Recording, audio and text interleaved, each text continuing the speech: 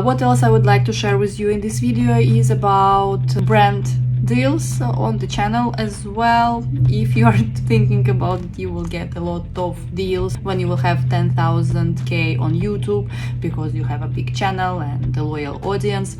But till now, what I have from the brands is of course some bead shops, and mostly they don't want to pay a lot, and mostly they want you to take only their beads and make a tutorial, and some of them are really interesting guys.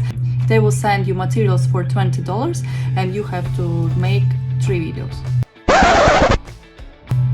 One video on my channel, it will be 2 hours only to create jewelry which I already made before, or it will take 4 to 6 hours if it's a new idea.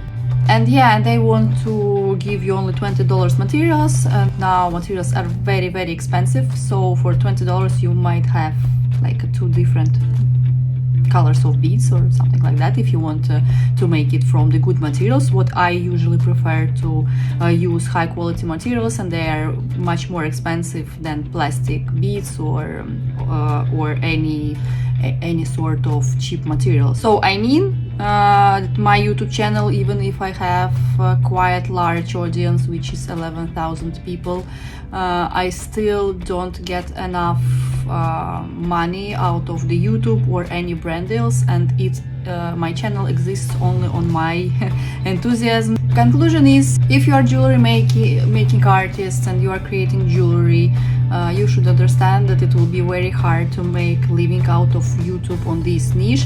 I hope that after some time, when maybe I will have my first 100,000 subscribers, then I will record video about my statistics as well, and hopefully it will be much better than now. But for now, I love my YouTube channel, I like what I do, and only that's why I continue to do it. Don't forget to subscribe to my channel, like this video, and comment below if you have any questions or suggestions to my channel. Thank you very much for watching this video. Have a lovely day.